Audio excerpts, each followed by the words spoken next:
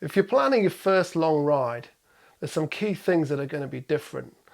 I recently did a 300-kilometer ride, my first real big one in a day. I completed the Dean Audax 300, and for me that was a massive step up. The longest ride I'd done before this was a Sportive, about 115k, and I'd done lots of other rides of similar length, and that's the sort of thing I've been doing for quite a few years, but I really wanted to challenge myself and step up to a big distance. In this video I'm going to share with you my top tips and the key things that were different for you to bear in mind if you're planning a big ride yourself. It's one of those mornings where it was kind of wet and black at the start. The first thing that is going to be different on your big ride is clothing. Whenever you're doing your ride, you're going to be encountering some different conditions and some different requirements for what you wear. You're likely to be starting out earlier in the day and riding through the day and then perhaps into the night. And you're going to experience a real difference in temperature, and therefore having clothing that you can layer and take off and put on through the ride is going to be a really important part of having a comfortable ride. You've also got to bear in mind you might get caught in rain showers, you might be stopping, you might cool down, and there's a whole load of factors that you wouldn't normally have to worry about on your short rides from home. So my first tip is layer up. Whether it's cold or whether it's warm, think about having extra layers on. And that's either a base layer to keep you warm when you're riding at lower intensity and you're not as warm as you normally are. Think about things like arm covers as well. When you're riding in the sun for many hours, you're much more likely to get sunburned. And I learned this to my cost when I did a big ride a few years back in the Canary Islands, and I got absolutely cooked. So thin arm covers, those kind of things, maybe a thin long sleeve jersey are going to be much more useful on a longer ride than the stuff you might normally wear. I also like to carry with me a high visibility layer, something like a gilet or maybe a packable jacket, something you can stuff in your back pocket and use at the earlier part of the ride, maybe in the low light or in the evening if you're riding through the night. Something that increases your visibility is going to be really useful.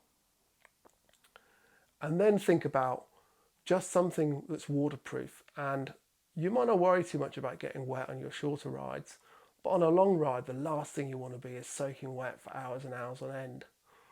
Once you get wet, the heat and the warmth starts to sap away from you, and before you know it you can find yourself quite cold, and that could be really demoralising on your ride.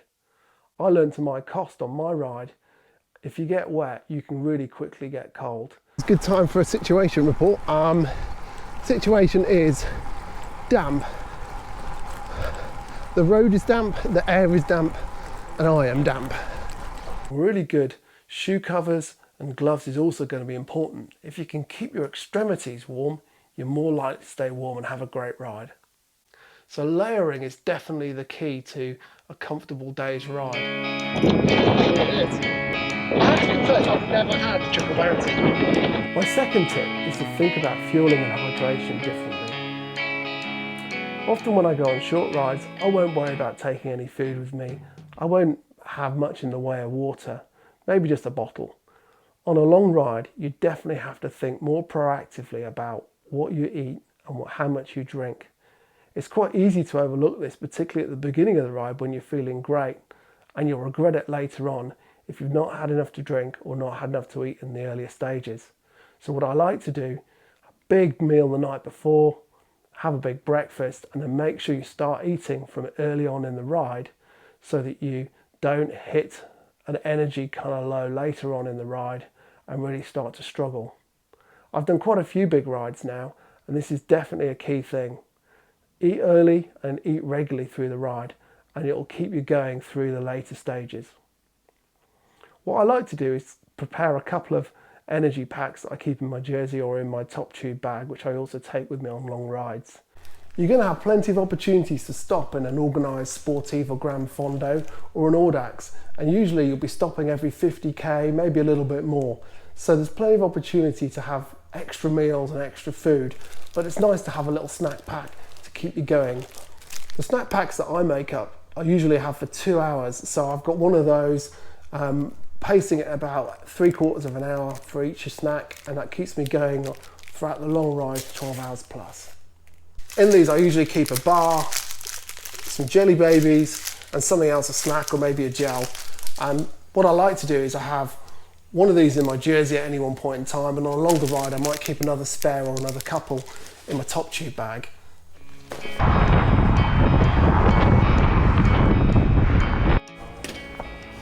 Oh, this could be interesting. So the iPhone has just died. Hopefully it's going to come back to life again. I thought I'd take a quick photo to see how send a message to the other half, and that killed the phone. My third tip is think about your routing.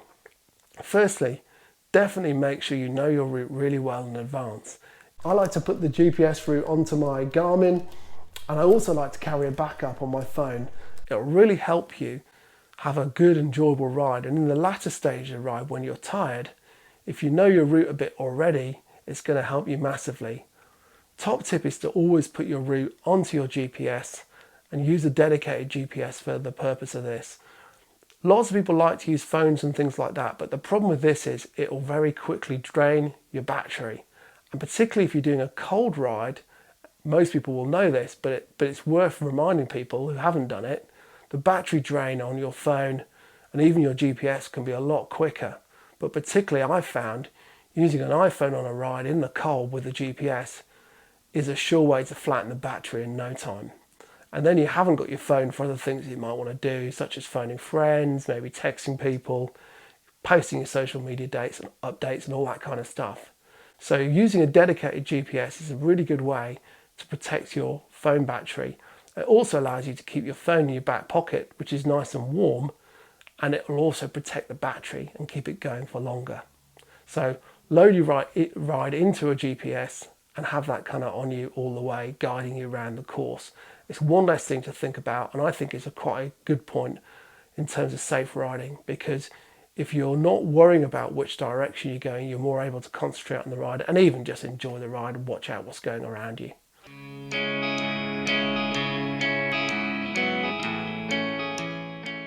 Electronics are notoriously unreliable on long rides, and speak to people and look at kind of message forums and things.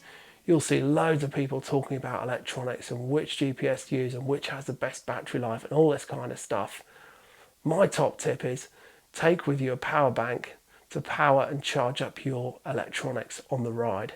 If you're doing a really long ride, it's unlikely your GPS or your phone or your lights will be able to sustain you for the whole ride, particularly if you're in the times of year when it's colder or there's more darkness. The ride I did was 300k, and that had a lot of nighttime riding in it and a lot of low light riding. So in my top tube bag, I carried a big Anker power bank, which I'll show you in the film. And to this, I could charge up my iPhone, my exposure light, joystick on the front, and I also could charge my rear lights and other things if I needed to in an emergency. It's also kind of useful if you're using your phone a lot, if you've got something like a GoPro, you've got some emergency power. And that's a much easier option than thinking about dynamos if you're just starting out on a long ride. If you've been planning a long ride and you want to make sure it goes well, making sure the gearing on your bike is right for the ride is a key thing to think about. Most people, when they're doing their shorter rides, ride with a stock cassette and gearing as the bike comes. On a longer ride, you're trying to preserve your legs and also think about your legs being really tired towards the end of the ride. When I did my 300k ride, I came back over the Wiltshire Downs on the way back, and there's a couple of big hills there. Well, I say big. They were big after you'd cycled 250k. We've just gone top to bottom on the Forest of Dean. Not quite there yet, almost. And it's bloody hilly, I tell you. We've just come up a monster hill. Look, it says 14% on the sign. Felt like it. I was cursing my cassette. Well done. It's killing it. Absolutely killing it. 20% there here. Did it? The claim's 14, that's lying, obviously. Yeah. No, it felt a bit more than that, didn't it? Rather worryingly, this hill with the white horse on looks to be directly in front of me. It looks very steep. Me no likey. This hill is a bugger. And I would have really appreciated having a slightly wider gear range on my rear cassette, and I hadn't bothered to change it. But talking to lots of other guys who are really kind of seasoned at this, it's really worth investing in a new cassette if you're going to do a long ride. You've been planning the ride for ages. It's really important. And having the right cassette for maybe £50, $50 is going to make a big difference. So a slightly lower gear ratio would be really helpful when you're on those big hills and your legs are really tired. And also at the beginning of the ride, it just allows you to spin a bit faster, take it a bit easier, and make sure you've still got fresher legs towards the end of the ride. Okay, well, I hope you found that useful. Those are my top tips for a long ride if you're starting out. I'd be really interested to know what you think as well. Have you got some other ideas to throw into the mix? Oh yeah, and one thing I didn't say, but maybe is only applicable at certain times of year. If you're doing a long ride, and you can, think about putting mud guards on your bike or fenders. Not only does this keep other riders dry, but it keeps yourself dry as well. And the easiest way to stay dry on a long ride is to make sure the water doesn't get to you in the first place. That's the other bonus tip. Mud guards if it's going to be wet, if you can. It's going to make a big difference. I'd love you to subscribe to the channel and give me some feedback. Helps me know whether or not I'm talking about the right things, and also we can share other ideas with other people who tune in. Thanks.